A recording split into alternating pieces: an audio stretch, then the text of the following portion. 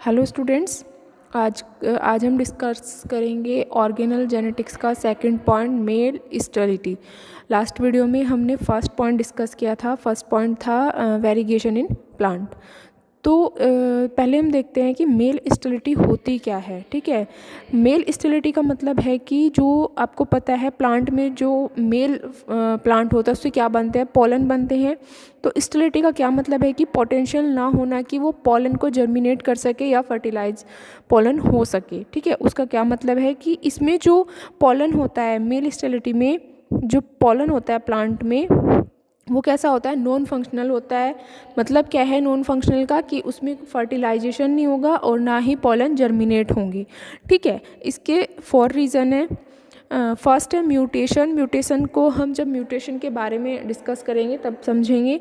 और सेकंड है chromosomal abbreviation. तो जिस भी प्लांट में क्रोमोसोमल एब्रीवेशन होता है, तो क्रोमोसोमल एब्रीवेशन क्या होता है, नॉर्मली जो क्रोमोसोम्स की जो स्ट्रक्चर होती है, जब एब्रीवेशन होता है तो उसका जो स्ट्रक्चर होता है, जो उसके साइज होता है, वो नॉर्मल क्रोमोसोम्स से अलग होता है। ठीक है, उसको बोलते हैं क्रोमोसोमल एब्रीवेशन। नेक्स्ट है साइटोप्लाज्मिक फैक्टर। साइटोप्लाज्मिक फैक्टर क्या होता है, अगर जो मेल स्टेरिलिटी है प्लांट में, अगर वो साइटोप्लाज्मा के थ्रू हो रही है तो उसको बोलते हैं साइटोप्लाज्मिक फैक्टर।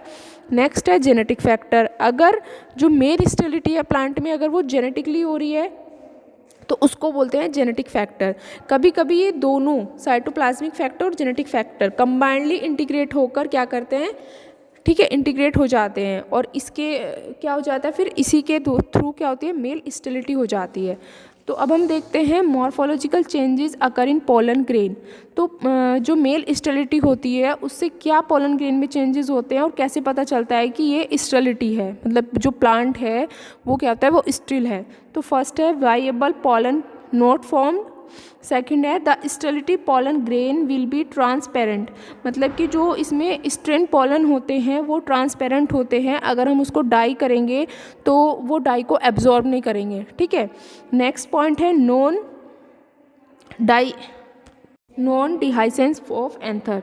डिहाइसेंस का क्या मतलब है कि जो अगर डिहाइसेंस नहीं होगा एंथर में तो जो क्लम बनता है वो क्लम भी नहीं बना हुआ है फिर एंथर का, तो एंथर का वो स्प्रेड नहीं हो रहा है। तो जो एंथर होता है वो स्प्रेड नहीं होता है, मतलब एंथर जो होता है वो स्प्रेड नहीं होता है। तो उसकी वजह से अगर एंथर स्प्रेड नहीं होगा तो उसकी वजह से जो आउटर लेयर होती है वो हार्ड बन जाती है।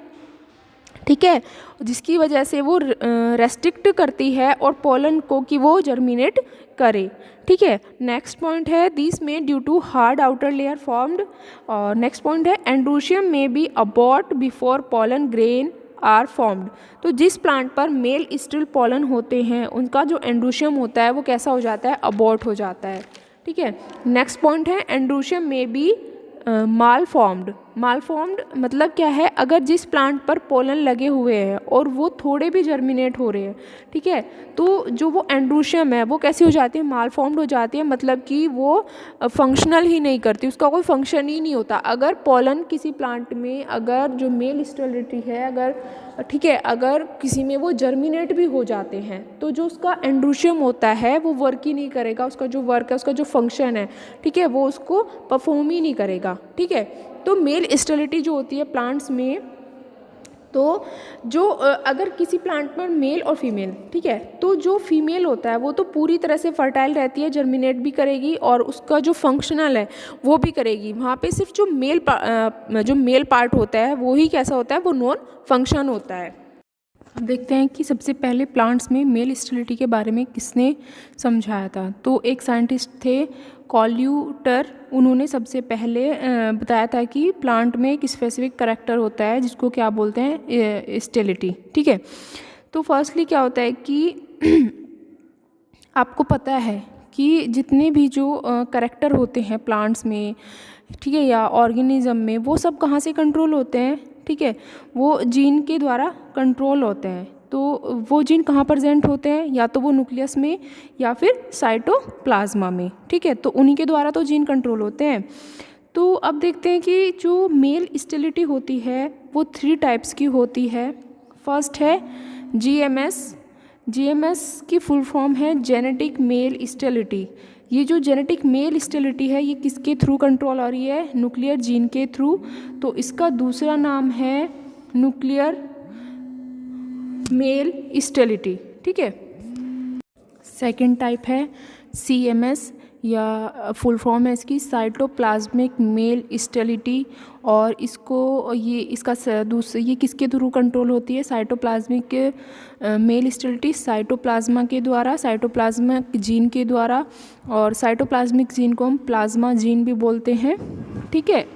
तो ये किसके द्वारा कंट्रोल होता है? प्लाज्मा जीन के द्वारा। थर्ड टाइप है CGMS cytoplasmic genetic male stability. ठीक है। इसको न्यूक्लियोप्लाज्मिक मेल स्टेबिलिटी भी बोलते हैं, क्योंकि जो जेनेटिक है वो किसके द्वारा कंट्रोल होती है? न्यूक्लियस के द्वारा, और जो साइटोप्लाज्मिक है वो प्लाज्मा जीन के द्वारा। तो ये दोनों का कंबाइंड है, तो इसको हम न्यूक्लियोप्लाज्मिक मेल स्टेबिलिटी भी बोलते हैं। ठीक है। अब फर्स्ट देखते हैं GMS जेनेटिक मेल स्टेबिलिटी। तो फर्स्ट पॉइंट है, इस पे जो हमें पॉइंट्स पे हमें ध्यान देना है। फर्स्ट है जेनेटिक मेल, इसकी फुल फॉर्म क्या है? जेनेटिक मेल स्टेबिलिटी, और ये कंट्रोल किसके थ्रू होती है? न्यूक्लियर जीन के द्वारा। ठीक है। और जो सबसे पहले जिन्होंने ऑब्जर्व किया था GMS जेनेटिक मेल स्टेबिलिटी, वो साइंटिस्ट थे लेविस एंड क्रॉ। तो जो जेनेटिक मेल स्टेबिलिटी को कंट्रोल करते हैं वो जीन न्यूक्लियस के अंदर पाए जाते हैं। देखते हैं वो कैसे होते हैं, डोमिनेंट या रिसेसिव। तो जो जीन इसको कंट्रोल करके रखते हैं वो होते हैं रिसेसिव जीन। ठीक है। इसके कुछ एक्सेप्शंस भी हैं, जैसे वीट और कॉटन। इसमें जो जीन होते हैं वो डोमिनेंट होते हैं, तो ये इसका एक्सेप्शन है। ठीक है।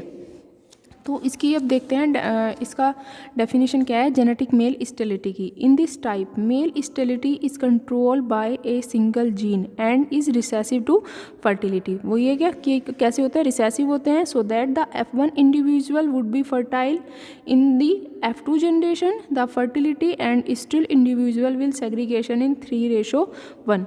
तो इसको अब हम समझते हैं डायग्रामेटिकली। ठीक है। तो जो जेनेटिक मेल स्टेबिलिटी होती है उसमें 2 टाइप की लाइन होती है, लाइन A और लाइन B। तो देखो ये जो लाइन A होती है इसमें जो प्लांट्स होते हैं वो सारे एक टाइप के होते हैं। ठीक है। और जो टाइप B होती है, जो लाइन B है, उसमें सारे एक तरह के प्लांट्स होते हैं।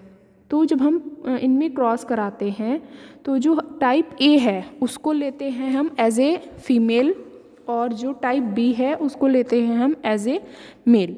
तो जो टाइप A है वो है मेल स्टिल्ड, और जो टाइप B है वो है मेल फर्टाइल।